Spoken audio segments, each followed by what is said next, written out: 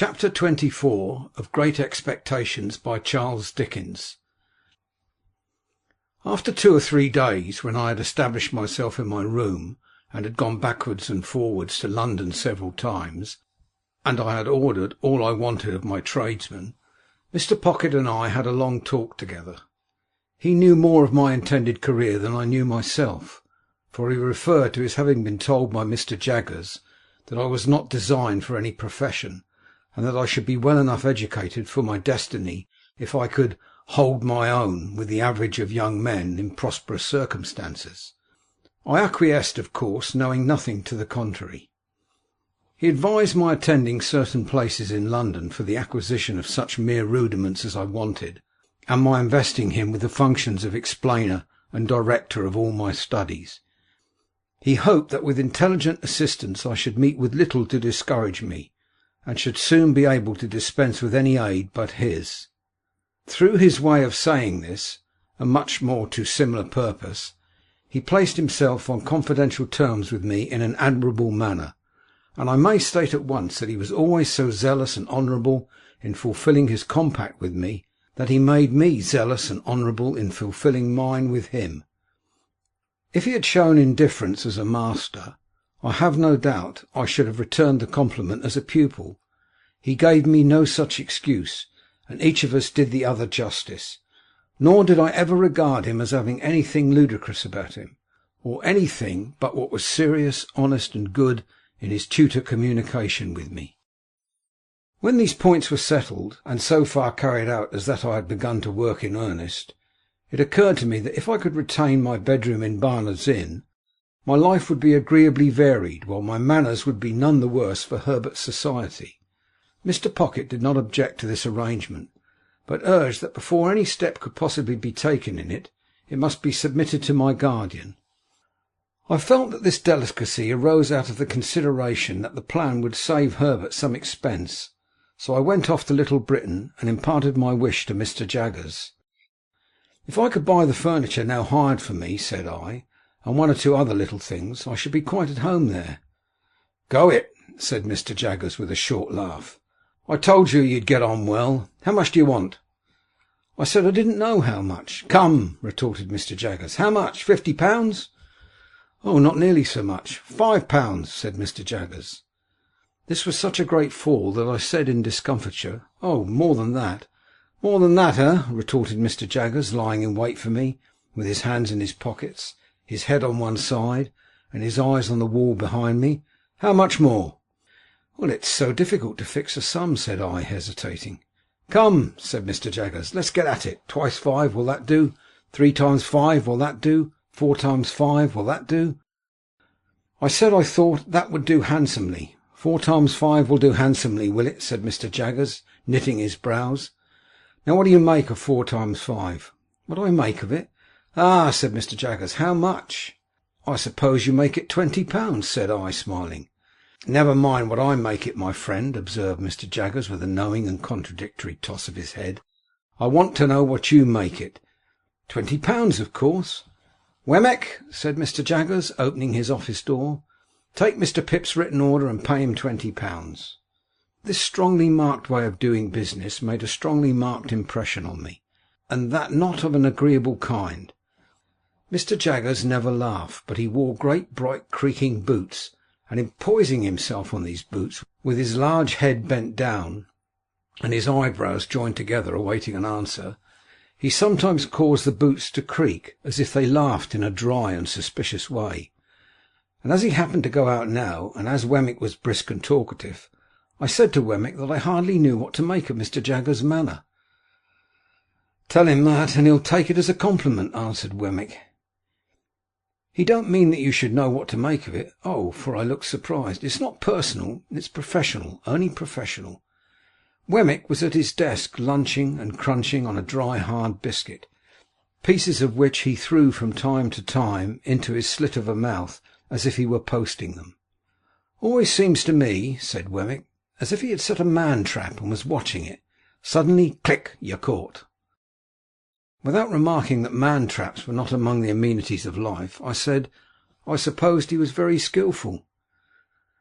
"Deep," said Wemmick, "as Australia," pointing with his pen at the office floor to express that Australia was understood for the purpose of the figure to be symmetrically on the opposite spot of the globe.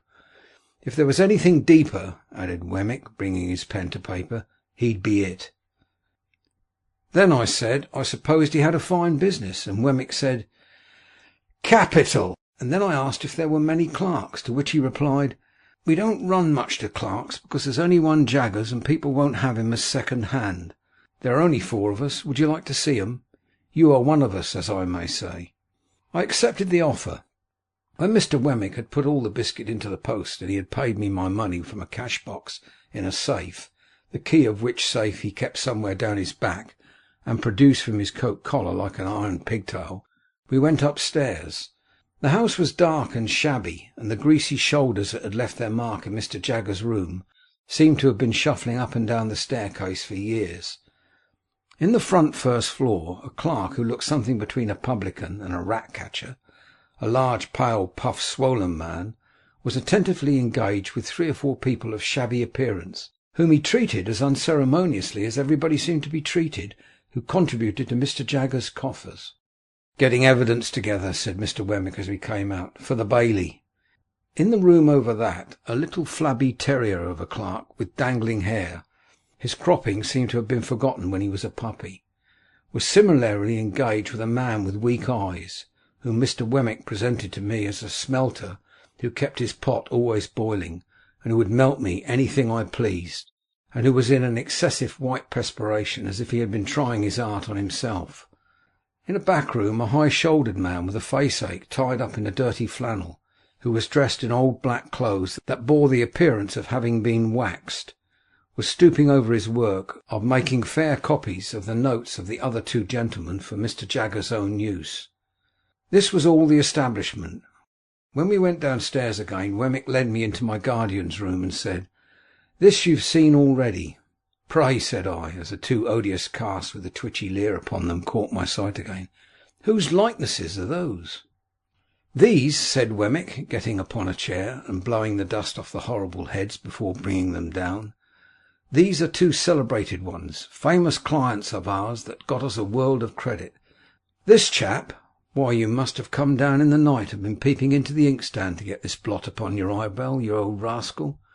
Murdered his master, and considering that he wasn't brought up to evidence, didn't plan it badly. Is it like him?" I asked, recoiling from the brute as Wemmick spat upon his eyebrow and gave it a rub with his sleeve.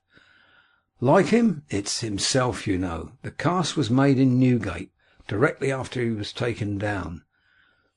"You had a particular fancy for me, hadn't you, old Artful?" said Wemmick. He then explained this affectionate apostrophe by touching his brooch representing the lady and the weeping willow at the tomb with the urn upon it, and saying, "Had it made for me express." "Is the lady anybody?" said I. "No," returned Wemmick, "only his game. You liked your bit of game, didn't you?" "No, deuce a bit of a lady in the case, Mr. Pickwick, except one, and she wasn't of this slender ladylike sort, and you wouldn't have caught her looking after this urn, unless there was something to drink in it." Wemmick's attention thus directed to his brooch, and he put down the cast and polished the brooch with his pocket handkerchief. "Did that other creature come to the same end?" I asked. "He has the same look." "You're right," said Wemmick. "It's the genuine look, much as if one nostril was caught up with horsehair and a little fishhook. Yes, he came to the same end, quite the natural end here, I assure you. He forged wills, this blade did. If he didn't also put the supposed testators to sleep too. You were a gentlemanly cove, though," Mr. Wemmick was again apostrophising, "and you said you could write Greek. Yah, Bounceable, what a liar you were. I never met such a liar as you." Before putting his late friend on the shelf again, Wemmick touched the largest of his mourning rings and said, "Sent out to buy it for me only the day before."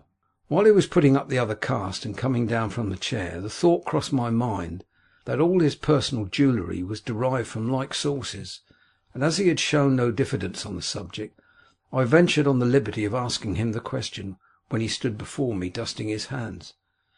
"Oh yes," he returned, "these are all gifts of that kind. One brings another. You see, that's the way of it. I always takes them. They're curiosities, and they're property. They may not be worth much, but after all, they're property, and portable. It don't signify to you with your brilliant lookout." But as to myself, my guiding star always is, get hold of portable property. When I had rendered homage to this light, he went on to say in a friendly manner, if at any odd time, when you have nothing better to do, you wouldn't mind coming over to see me at Walworth, I could offer you a bed, and I should consider it an honour. I've not much to show you, but such 2 or 3 curiosities as I have got, you might like to look over, and I am fond of a bit of garden and a summer house. I said I should be delighted to accept his hospitality. Thank ye, said he. Then we'll consider that it's to come off when convenient to you. Have you dined with Mr. Jaggers yet? Not yet. Well, said Wemmick, he'll give you wine and good wine. I'll give you punch, and not bad punch. And now I'll tell you something. When you go to dine with Mr. Jaggers, look at his housekeeper. Shall I see something very uncommon? Well, said Wemmick, you'll see a wild beast tamed. Not so very uncommon, you tell me. I reply, that depends on the wildness of the beast, and the amount of taming. It won't lower your opinion of Mr. Jaggers' powers. Keep your eye on it. I told him I would do so, with all the interest and curiosity that his preparation awakened. As I was taking my departure, he asked me if I would like to devote 5 minutes to seeing Mr. Jaggers at it. For several reasons, and not least because I didn't clearly know what Mr. Jaggers would be found at, I replied in the affirmative. We dived into the city and came up in a crowded police court, where a blood relation, in a murderous sense, of the deceased, with the fanciful taste in brooches, was standing at the bar, uncomfortably chewing something, while my guardian had a woman under examination or cross-examination, I don't know which, and was striking her and the bench and everybody present with awe. If anybody of whatsoever degree said a word that he didn't approve of, he instantly required to have it taken down. If anybody wouldn't make an admission, he said, I'll have it out of you. And if anybody made an admission, he said, now I've got you. The magistrate shivered under a single bite of his finger. Thieves and thief-takers hung in dread rapture on his words, and shrank when a hair of his eyebrows turned in their direction. Which side he was on I couldn't make out, for he seemed to me to be grinding the whole place in a mill. I only know that when I stole out on tiptoe he was not on the side of the bench, for he was making the legs of the old gentleman who presided quite convulsive under the table, by his denunciations of his conduct as the representative of British law and justice in that chair that day. End of chapter 24.